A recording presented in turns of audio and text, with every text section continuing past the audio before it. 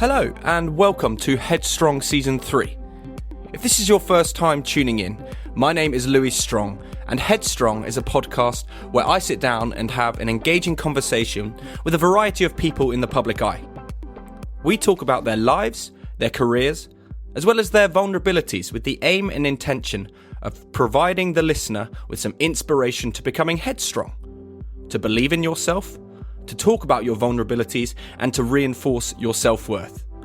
Ultimately, though, we want you to enjoy what you're listening to. In this season, I'm engaging with a variety of creatives who have had a turbulent time in 2020 with everything that's going on. On this episode of Headstrong, and this season, called Creatives in Conversation, I sat down online to have a chat with comedian and performer Bob the Drag Queen. Bob rose to stardom by winning the fantastic RuPaul's Drag Race Season 8.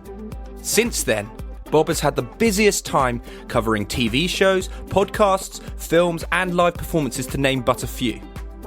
Bob is an incredibly busy person, and I wanted to sit down and have a chat about Bob's life, but also engage in some conversation about all the topics and things that are going on in 2020. I hope you enjoy this episode. Hello, Bob, and thank you for coming to Headstrong, the podcast. I hugely appreciate you. I really appreciate you giving up the time to just chat to me today. Of course. For those of you who don't know who you are, some of my listeners, there may be out there who don't know who you are. You are a professional stand-up comedian and a drag queen, but you're managing all of this during a very bizarre and virtual time, and we find each other chatting today on Zoom and online platforms. I'm in the UK at the moment. Where are you at the moment? I'm in New York City. Well, where are you in the UK? People in the UK always kind of just say like the UK, which is such that's like when I'm like, I'm in America. There's so much America. There is so much America, but it's a little bit different sizing. Yeah. Where are you in the UK? So I'm about an hour outside of London, near a place called Basingstoke. A big shout out to Basingstoke if anyone's in Basingstoke? No, I actually live. I'm very fortunate to live in the countryside, so I've got sprawling green fields and lovely fresh air. Unlike the city, I imagine you're in the city, right? I am in Manhattan, very much so in the city. Are you allowed out and about much? Yeah, well, New York City is actually today is phase 4. New York City is actually doing really good. New York City had its first day without a death about like a week ago. So it was literally our very first day with 0 corona deaths about a week ago. Oh, so wow. New York's actually doing pretty good. So when you pop out and about, are you wearing a face mask at all, or are you just? Yes, I made myself a few masks. I have like 3 or 4 masks to go with different outfits that I made. I imagine with your handicraft skills, that wasn't too troublesome. No, it wasn't hard. But I did want to have a few options so that I could like if you're wearing black, you don't want to end up with like you get it. You understand. I get it. You know, Mr. Strong, you don't need me to explain that to you. So with the face mask and whatnot, at least that's covering up a bit more of your identity and whatnot. But I mean, you've been known as Bob the. Yeah, I'm not like super. I think you may think I'm a little more famous than I actually am. I don't think that's true at all. But I mean, look, you get recognized in the street from time to time. But you are known to people as Bob the Drag Queen. How long did it take to get used to being called Bob the Drag Queen when someone sees you in the street? Do you know what I mean? Well, most people call me Bob. Like, most people don't say Bob the Drag Queen. Some people do go, "Are you Bob the Drag Queen?" Yeah, but, sure. People call me Bob. It honestly doesn't feel weird. I mean, my first drag name was Kitten with a Whip. I know. And that's probably harder to adjust to than people calling you Bob, you know?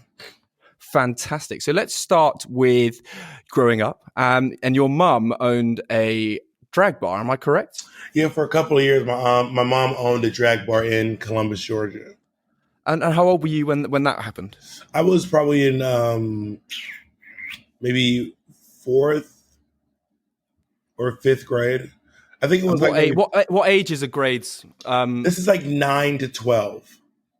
So quite like an influential period of your life, in terms of your environment and what it shapes, I suppose. Yeah, I was pretty young. Yeah. I mean, I don't know that it's safe to say that actually maybe I was living in, let me do some math. I was living in Phoenix City, Alabama, which means I was it was after third grade and before the grade. So yeah, I think it was maybe like fourth, fifth, third, fourth, and fifth grade. So which is 9, 10, and 11. Yeah. So I guess those are pretty formative years. Yeah, I mean, and at that stage, that kind of upbringing and education, where were you in terms of schooling? Were you like achieving well? What were your levels at that time? Well, I was in elementary school and I was doing pretty great. I had great grades when I was in school, like really good grades actually. Um, yeah, I was doing pretty great. Did you have a favorite subject? Yeah, I really liked reading. When I was younger, I always loved reading and language arts. Was there ever a different career option, or were you pretty set on being creative? Because I know you're a trained performer, theatre performer. Yeah, well, I did. I But was mean, when there I was ever younger, I wanted to be an accountant. I wanted to be a candy maker at one point in time. I wanted to be a teacher. your first experience of doing drag was at a protest, I believe? No, Um, no, no, no. My first experience doing drag ever was just at Gay Pride. I just oh, got was it? dressed Oh, up amazing. and I went to Pride. I didn't perform. I didn't do anything. I was just out and about, like So in where a was the dress. where was the where was the experience where you were arrested? This was I was doing a I so me and my friends started a group called Drag Queen Weddings for Equality, and this is like me and some drag queen friends who were like one day sitting around discussing injustices in the queer community and getting pretty upset about it, and then we ended up joining a group called Queer Rising, which was a radical queer rights group, and that was how I ended up getting arrested. Did you have to spend the night in a cell? No, I didn't even wasn't even in jail for an hour. Oh, okay. Phew. Okay, that's Yeah, a it was relief. That pretty is a quick. relief. So you've talked about that. I mean, Pride is a great platform to kind of bring people together and stuff. But for some British listeners, what is the experience and journey to get into drag in the States? Because you probably were influenced slightly by your mum's drag bar, and then your surroundings, people that you were spending time with. But what is if there is such a thing, a traditional route into drag, or is every route Well, pretty I think the most exclusive? traditional. Well, it depends on the time because I think back in the day, the most traditional route into drag in the United States was through the nightlife scene. So if you went to the gay bar and you saw a drag queen and you thought it was lovely, then you'd go up to her. You know, I always say drag is the last underground art form. You go up to the queen and then you'd say, "I like drag," and then she'd teach you drag, and then you learn it through that process. Um, However, nowadays a lot of kids learn it through, or people, not just kids, but people, human adults as well, learn it through YouTube. They'll see it on Instagram through YouTube and learn it that way. So there's I lots mean, of that people brings who me do on. drag and never set foot in the club ever. Yeah, totally. I mean, that brings me on neatly onto my next bit because, I mean, in the world that we live in today, I mean, social media and internet platforms are a great way to give people freedom of speech, particularly minority communities, notoriously minority communities, and it gives places like streaming services to show shows like RuPaul's Drag Race and Queer Eye, and putting that into the forefront of popular culture.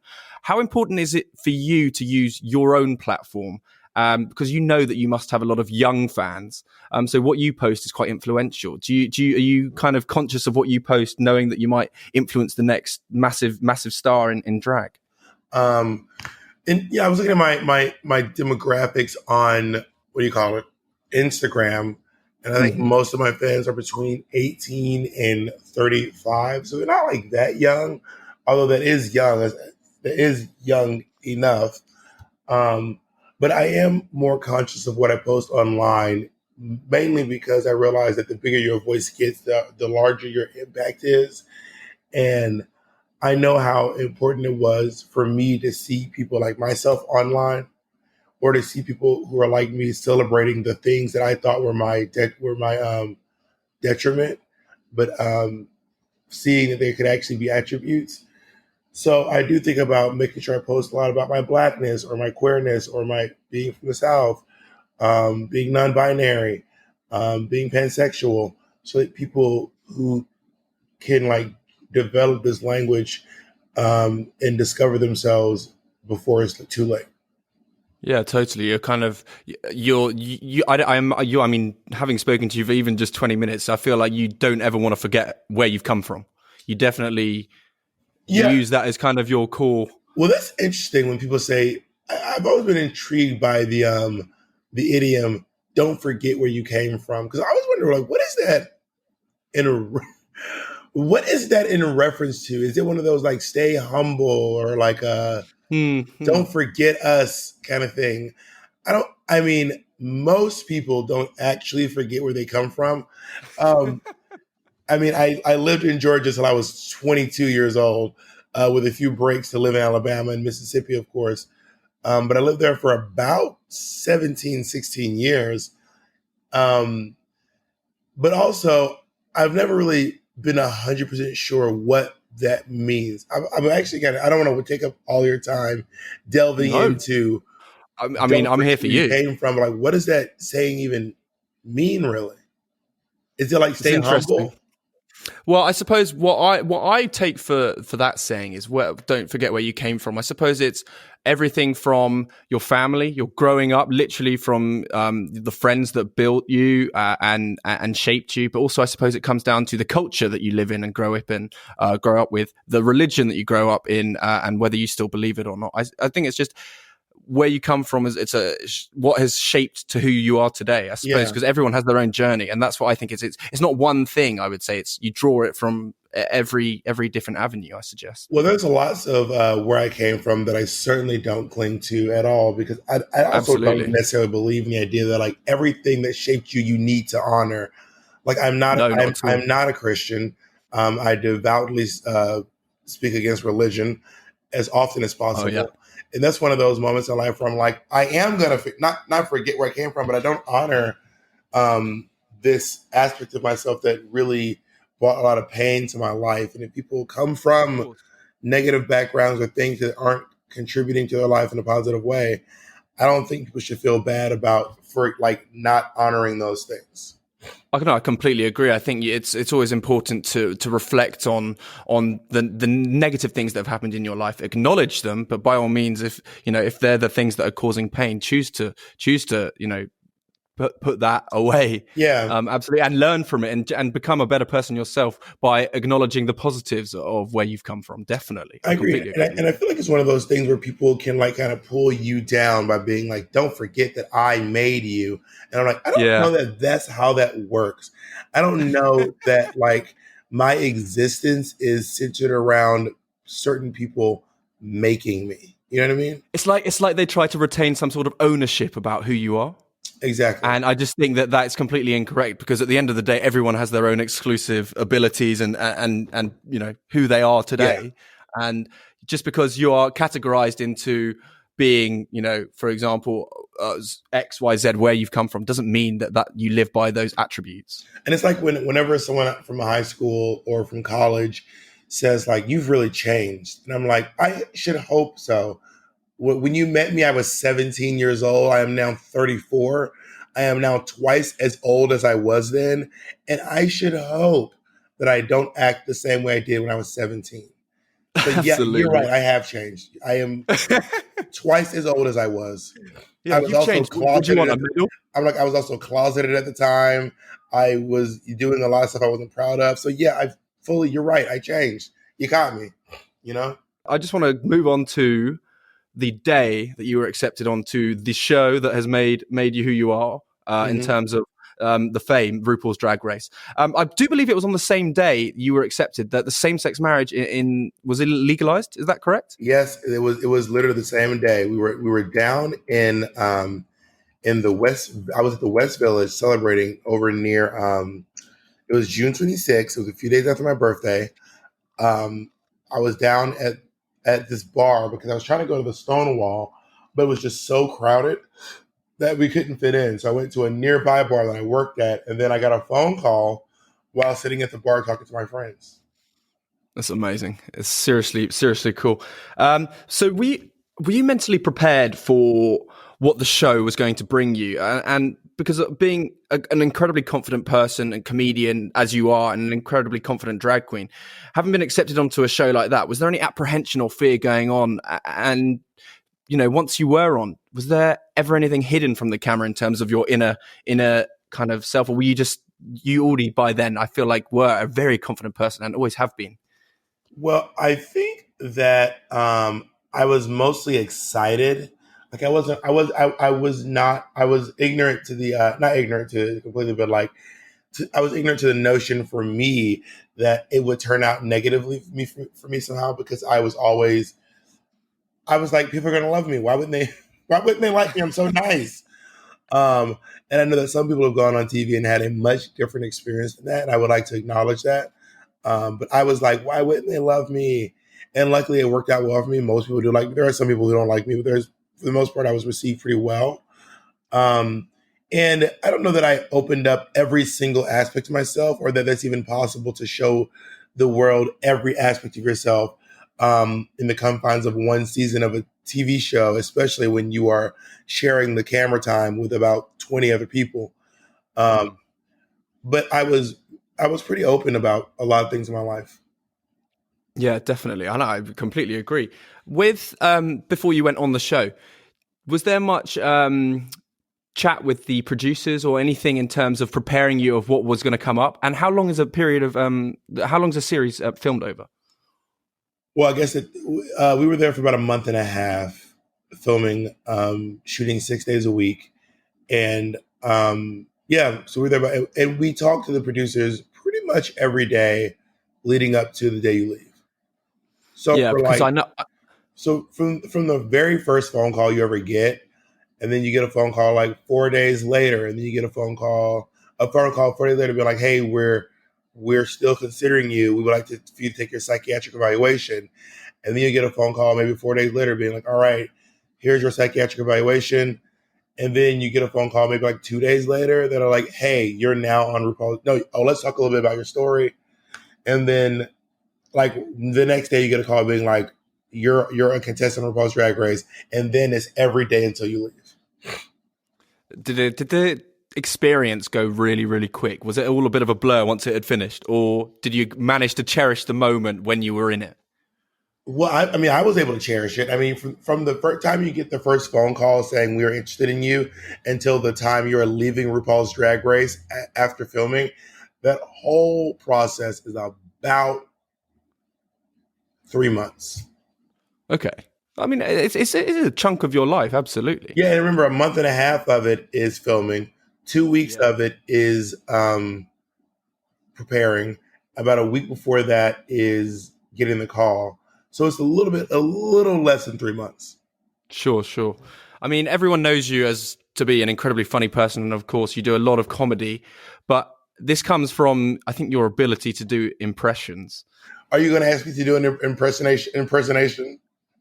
I didn't know if you've got anything in the locker, if you feel comfortable doing it. Well, I'm not. Okay, here's the thing. I'm actually not great at impersonations. I can do Carol Channing because she has a really unique and interesting voice. But Yeah, I would sure. not say I built my career on. I haven't done. I did Carol Channing once since I've done it with my friends. Where I'd be like, "I am just having the best day I've ever had my entire life."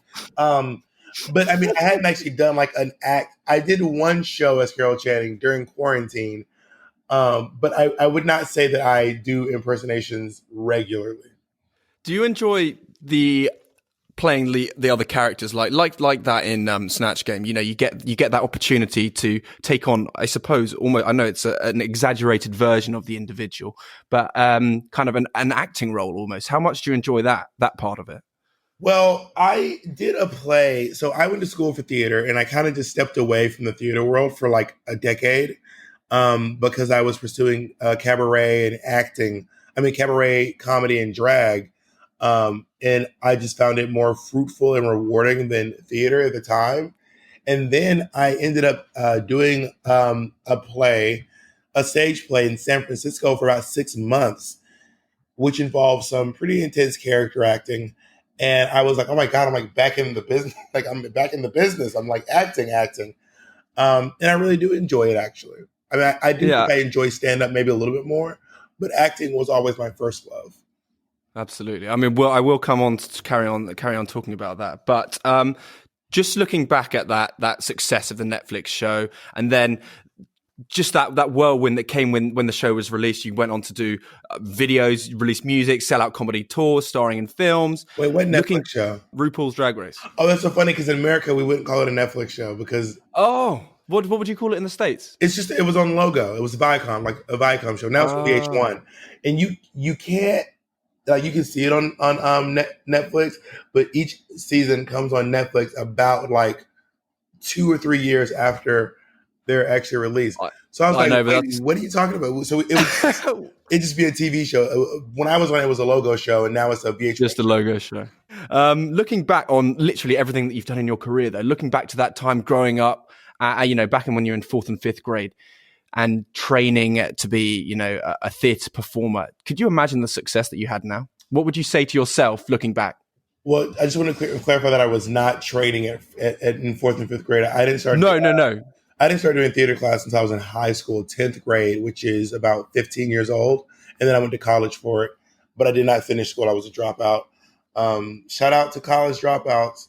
Um, Not that we condone it, yeah, but if it well, works, it honestly, works. I'm not saying I don't condone it. Like college isn't for everyone. I also feel like the institution of higher education is probably the second biggest scam in the history of the Hmm. world.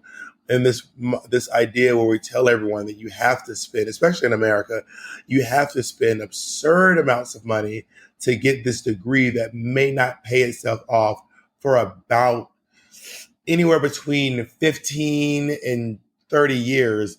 um, so I'm not here to tell it. I decided a long time ago to jump off the bandwagon telling kids they have to stay in school because I actually don't believe that you don't have to stay in school, which isn't a popular notion, but it's my truth. Um, but when I first started theater, if I told myself that I was going to be doing drag, I'd have been like, that doesn't sound like me. It's amazing what you can do on reflection, isn't it? Yeah, yeah. But I always thought that I was going to make it big, to be honest. Yeah. Yeah, So you always had fame in your sights. I don't know if it was always fame, but I always saw myself Success. being. I always saw myself being successful. Yes, because my Sure. mom I mean, always told me that I would be.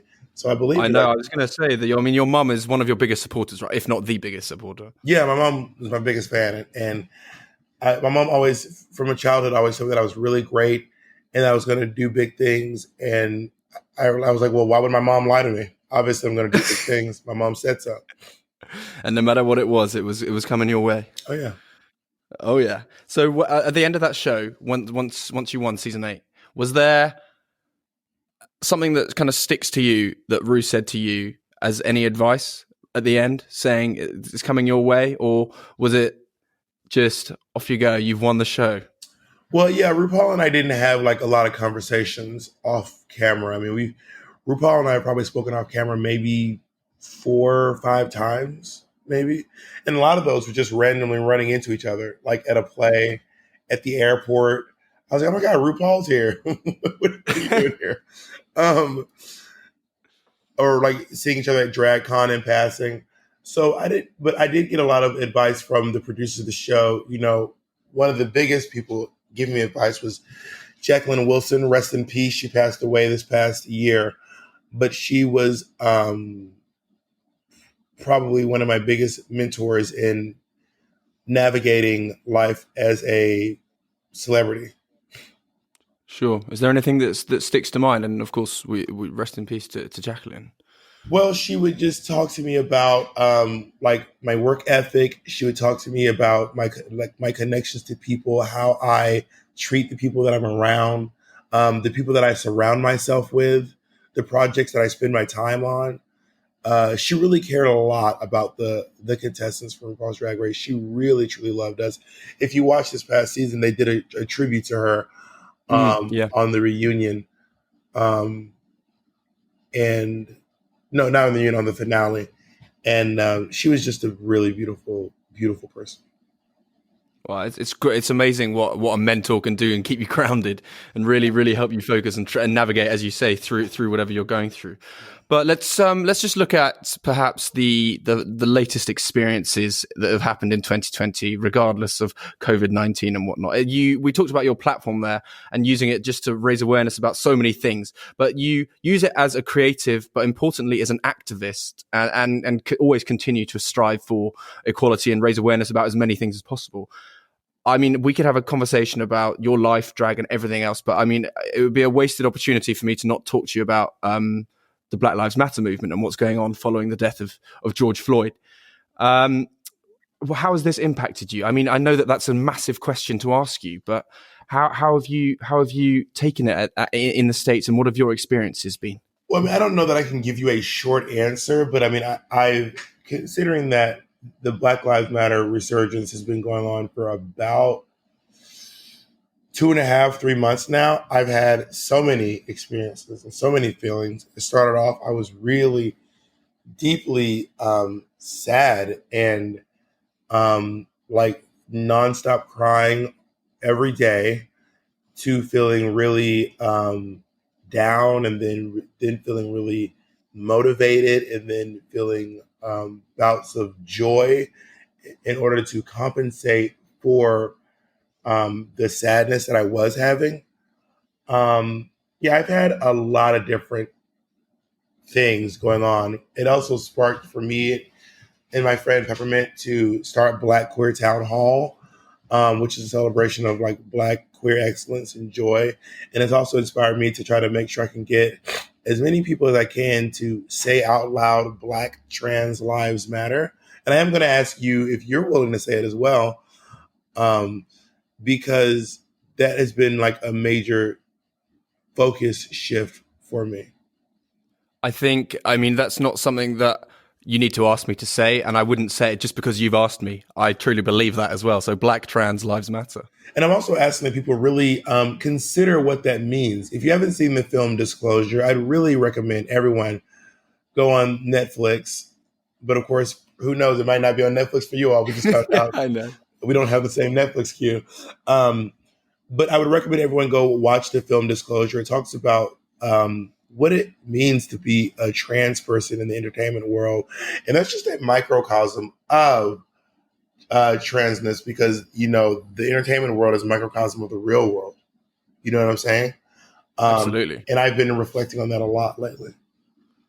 I mean, you're a seriously intelligent individual. I mean, but just stripping it back to one word that I stick with when you know an enormous movement comes around, and particularly one that has so much relevance and power today, is community. I didn't know what the word community meant to you, and especially with the Black Lives Matter movement, if it kind of was really important and significant.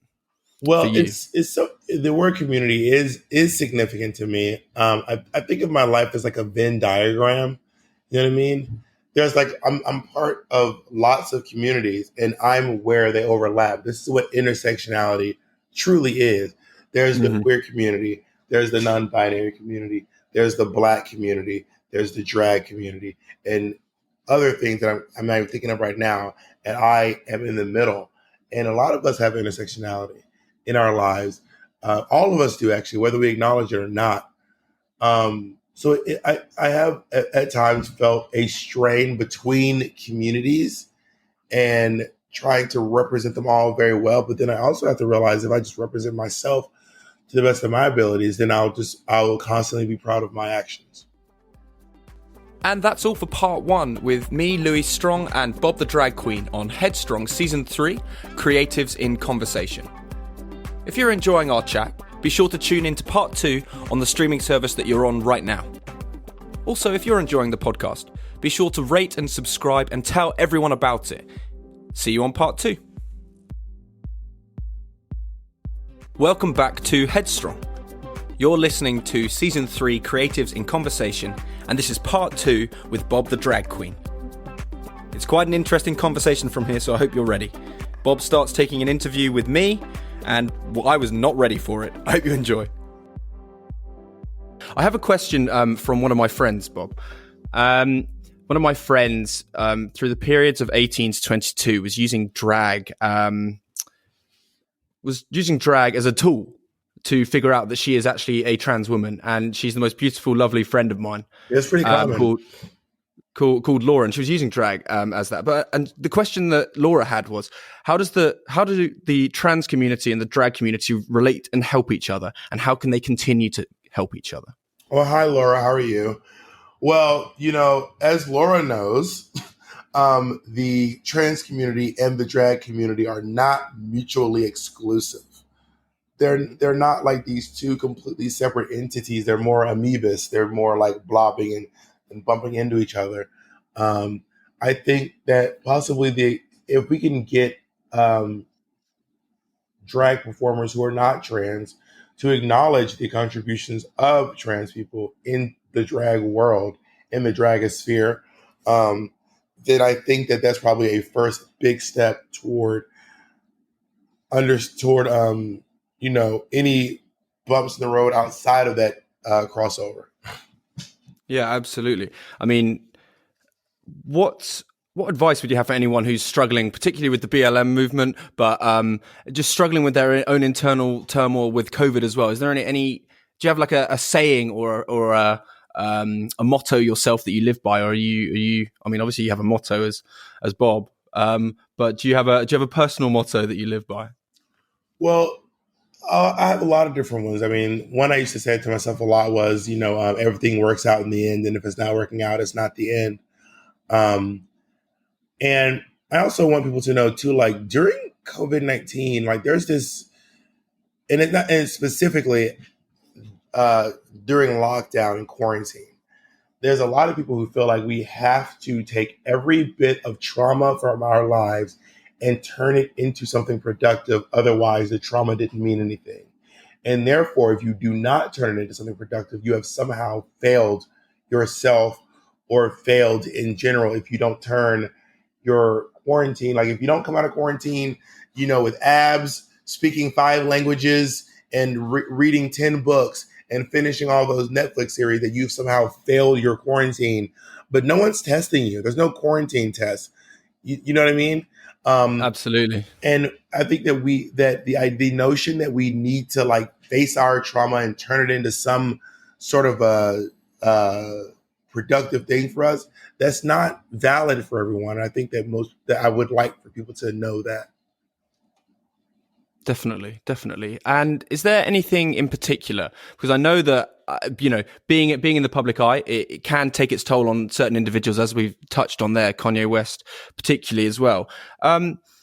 Does keeping busy keep your mental health in check? Because you are one of the busiest people around. Like when I was speaking to Ken and your team, you are an incredibly busy person and you like to keep busy. Does that help with you and your own mental health? Well, it helps me. I mean, I don't recommend it for everyone. I mean, some people like yoga retreats, and I don't think that's my thing. But I do like to keep busy. I mean, even though I'm not Christian, I have a lot of Christian, Judeo-Christian ideas and idioms and sayings planted in my brain. And my aunt used to always say, the idle mind is the devil's playground. Basically, if you don't keep yourself busy, you're going to get up to no good. And I find that when I keep myself busy, I tend to be more proud of my life and the things that I'm doing. For sure. And what can we expect from Bob in 2020, the rest of 2020, and going into 2021 and beyond, and the future? What is there something that we can particularly look forward to? Well, I've really been interested in the quarantine has really leveled the playing field, so to speak. It used to be much more. What's the word I'm looking for? Like, it used to be a lot harder where you look at someone like Jimmy Kimmel and then a YouTube content creator, and now they're making stuff at about the same level. Whereas Jimmy Kimmel's in his home, a YouTuber's in their home. They both have small crews. Of course, Jimmy Kimmel has a network behind him pushing his like content. However, I do think that it is interesting to acknowledge that like now our content isn't so far from each other because we're able to basically make content on the same level. if that makes any sense. I ask this question to every single guest on my podcast that comes on, and it strikes a nerve with some because it's often seen as a negative term, but I've taken it as a term that is, you know, self-empowering. But I wanted to know what you thought the word meant. What does the word headstrong mean to you? Headstrong. Whenever I say someone's headstrong, what I think is this maybe the step right before stubborn, like breaching stubborn, but not quite crossing into that problematic territory. Someone who refuses to take their failures and just accept them, but wants to really overcome and persevere. I like it. I like it. What does it mean to you? What does headstrong mean to me? I think that the word, certainly this comes up to me, is resilient.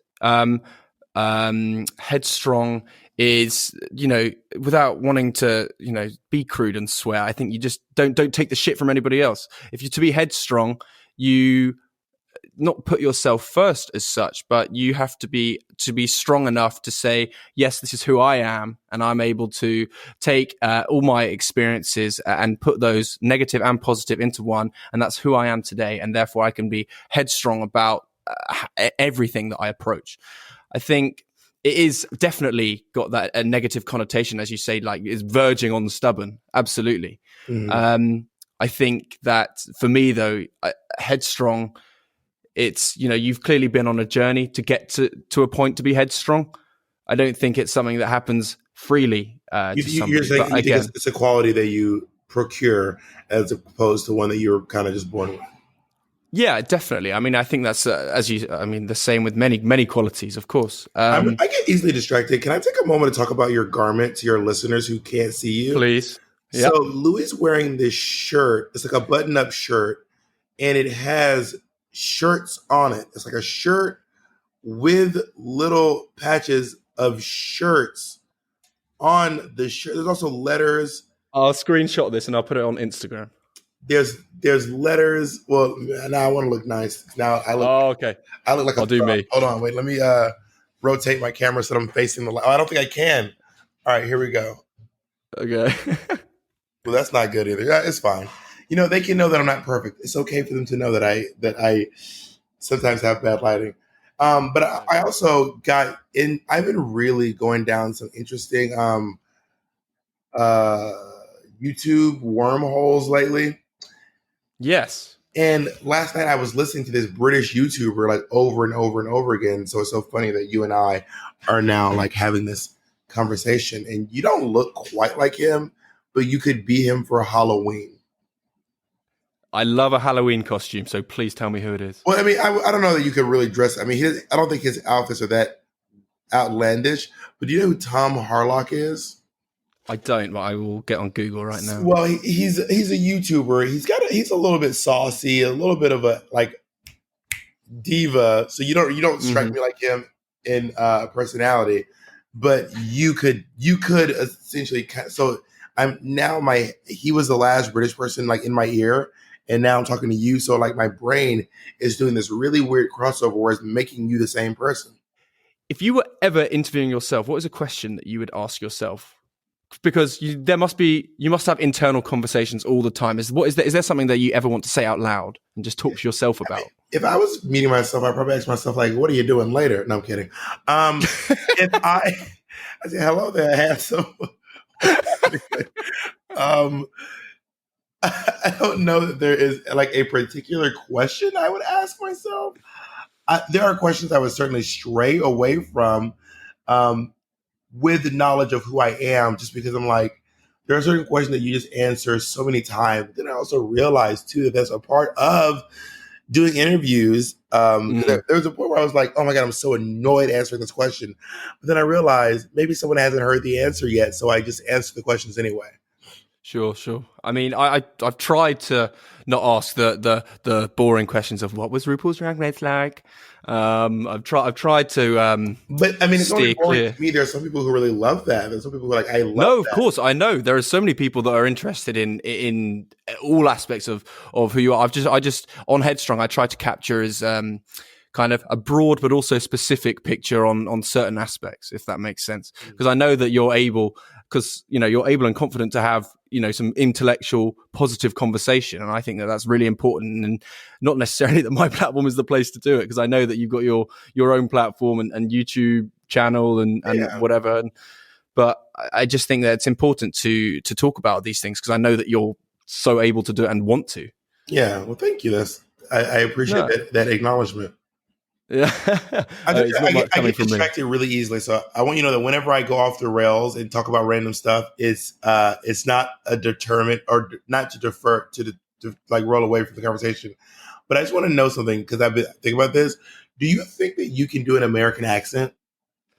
So for the people that don't or do know me, so I am an actor. I'm with a talent agency in London called Independent Talent, and I've done I've done a film called Slaughterhouse Rules with Simon Pegg and Nick Frost. They're part of the British team. I've done some work on ITV, which is one of the British channels here. But I would not say my American accent is amazing, but I know that what's coming. Well, you don't have to do it, but I don't want you to think that I'm going to pressure you to do it in America. No. Okay. I see the fear, like the sweat on your, like you're like, I don't want to do it in American. This is make or break. But I have been thinking about, because me and my friends, we always do Australian accents. I don't know why, but we always talk. I used to live in Australia, so I love talking Australian, mate. I'll talk Australia for the rest of my life if I can, mate. Yeah, for some reason I was like, I don't know, I might sounds quite lovely to me, but I'm not quite sure. Like, for some reason we always do that, but then I don't feel like I see a lot of British people or Australian people doing American accents, with the exception of, what's the actor's name? He plays House. He was in Stuart Little. He played the dad in Stuart Little. Oh, I can't remember his name. But you know what I'm talking about, right? Yeah. He was House MD. His name, I'm Googling too. Hugh Laurie. Hugh Laurie. The day that I found out that Hugh Laurie was British rocked my world. I was like, what? No. Nar. As they say in Australia, nar. Nah, mate. Nah, you're all right. Okay, where were you living in Australia? I lived in Sydney when I was 18. I finished school and I was like, I've been living at home with my parents for the last 18 years. I need to go to the other side of the world now. That's so UK. That is so UK to like spend a year somewhere else. Whereas Americans are like, you leave from high school or walk out of the high school, get on a bus and go directly to college. Yeah, sure. No, I took a year out in between school and I did go to university. But I spent that time in Australia and I was actually working in a school out there as a teaching assistant. That is so British. I know. If there was a script, I followed it, and I stick to a script. I dropped out of school, so what's more American than that? Yeah. But look where you are now. Yeah, here we are. Yeah. But anyway, you don't have to do the American accent. I was just wondering if you want. Okay, now give me a sentence, or shall I just talk with my American accent? Well, I feel like if I give you a sentence, then what you'll do is you'll just repeat what I say, and then you just be doing a Bob the Caldwell. No, okay, I don't want to do that. Bob okay, the drag queen. Right. Okay. So my name is Louis Strong, and I am auditioning for the role of Philip Schofield in Prison Break. All right. That wasn't terrible. That wasn't terrible. Michael Schofield. I got the name wrong of the show that I'm watching. If I heard you talking on the street, I'd be like, is this? I think we talk, and then like 5 minutes in, I'd be like, does he have an accent? I think I'd do that. Like, we'd be in the middle of like eating our food, and then you say one word, and I'd be like, do you have an accent? Where you? I would probably say, where are you from? With my brow like scrunched up. Where are you from? Kind of like that. Oh my gosh! Yeah, I know. I maybe not. Maybe some accent lessons are.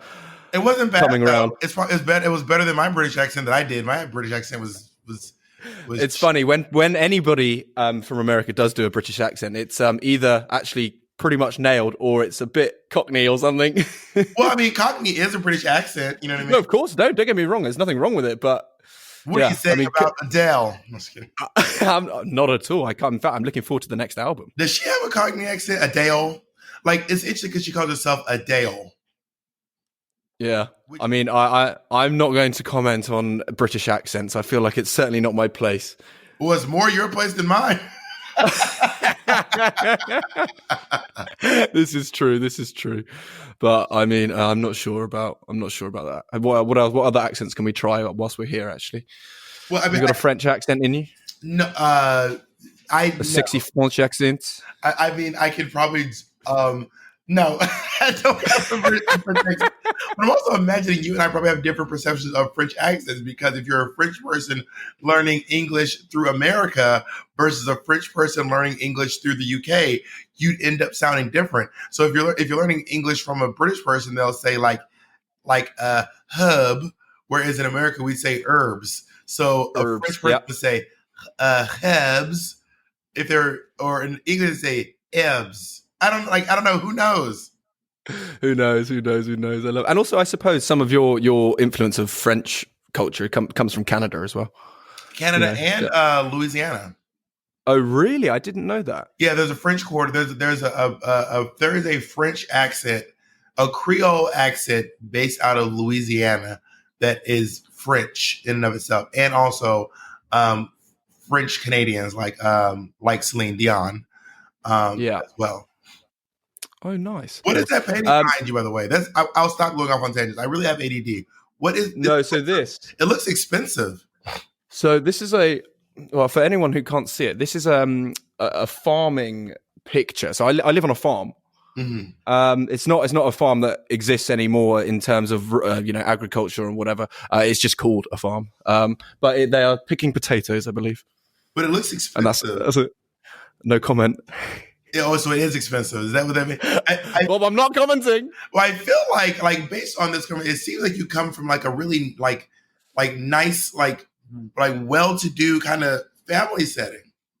I've been incredibly fortunate with my family and where I've been to school and where I've grown up, and I don't take that for granted for a second.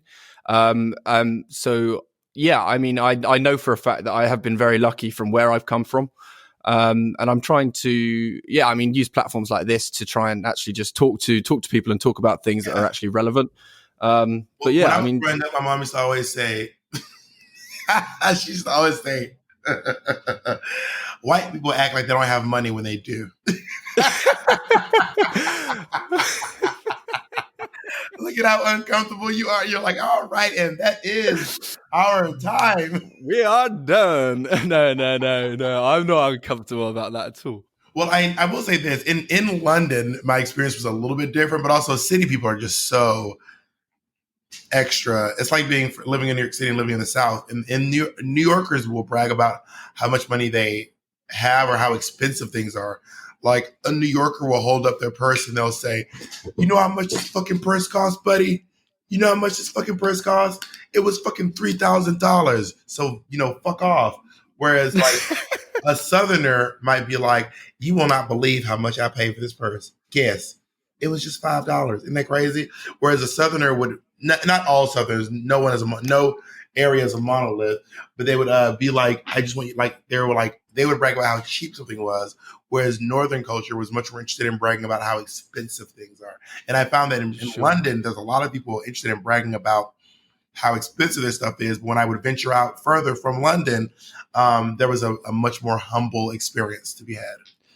I think you've hit the nail on the head there, and it probably comes down to being a massive city thing as well, because people are on top of each other, and therefore there are so many people that are able to look at you. And it comes also down to, I suppose, your social media platforms, and people want to be seen as having expensive taste and whatnot, when actually you should be posting stuff for yourself. Just use your platform. Well, at the end of the day, it is an internal thing. Yeah, it's however you want it. So if you want to post about your car and there's like this guy on YouTube, and now I'm interviewing you. What the hell? Wow, how do we turn this table around? How did this happen? You didn't even know who I am, Bob. I don't. Well, I know you now. I feel like I know you. You're a nice young lad living on the countryside who spent a year abroad, sitting in front of a really expensive painting. So What's going on? I think I pretty much have your whole Wikipedia page written up already. Oh God! Oh, I feel like you're going to go edit it now. Maybe we're both going to relate. No, don't. Like when Lady Gaga and Beyonce did those songs simultaneously. So Lady Gaga did Telephone, and then Beyonce did Video Phone, and they were like similar like ideas with two different renditions. So maybe this is the beginning of but who's the Gaga and who's the Beyonce? Now it seemed the obvious answer seemed that I would be Beyonce because I'm Black, but maybe you're Beyonce because you were doing this first. I don't even know. Who knows? No, I mean, I'll happily take Bay if I can show you some dance moves another time though. Maybe when I come to New York one day. Can you dance? I love dancing. I love it. And you're like really good at it?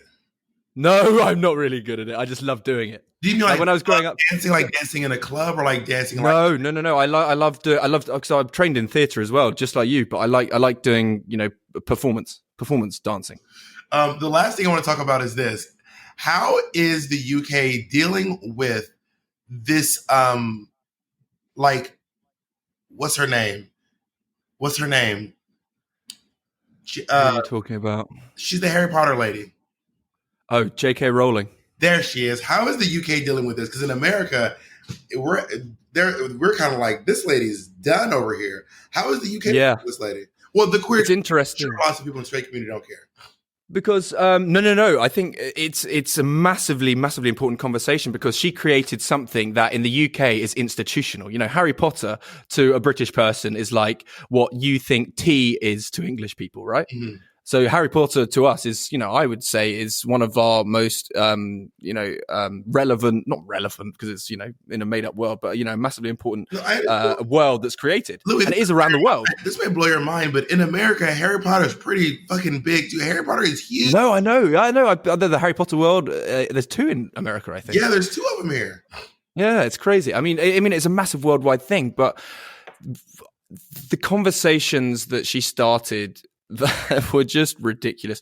I think the way it's dealt with in the UK, some people choose to ignore it because that's a very British thing to do and say, right? But as soon as it hits something like a platform like Twitter, which is of course utilized around the world, it makes trolls readily available, but also anybody readily available at hand to continue the conversation. And I don't think that it's a British matter, but because it's the conversations that she was trying to start, and her opinions are of relevance around the world.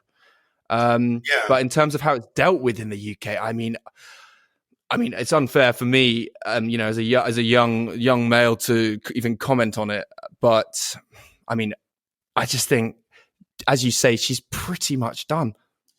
Yeah, I mean, she's probably listening to this interview. Do you want to tell her anything? If you do rewrite something, I won't take the part, but I'd like to be asked, but I'll turn it down.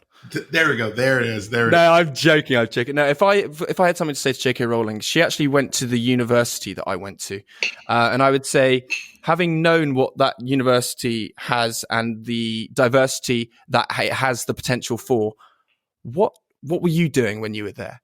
Who were you hanging out with? And what is this narrow-minded view and approach you have to your own life that you're not willing to be open and accept every single person as a unique individual, and life choices are there to be made by an individual, not by you and what you tell people to do, is what I would say to her. And ladies and gentlemen, that was Louis Strong from the Headstrong podcast. Thank you so much for tuning in today. I've taken over I'm a pirate. I love it. Well, I've had fun doing it. I hope you have as well. Yeah, no, I had a lot of fun. This has been great. And there we have it. That is the end of episode 2 with Bob the Drag Queen. I just want to say a huge thank you to Bob and his team for joining me on Headstrong the podcast. I think it was a seriously engaging conversation, and I really appreciate him taking the time to speak to me on Headstrong. If you enjoyed the podcast, be sure to subscribe and rate it and tell everyone about it. We want to get the podcast out to as many people as possible. Come join me next week on episode 3, where I talk to Besma Khalifa. Thank you to everybody that tunes in on Headstrong. It means the world to me that you take the time out of your day to listen to the podcast. I'll catch you next week on episode 3.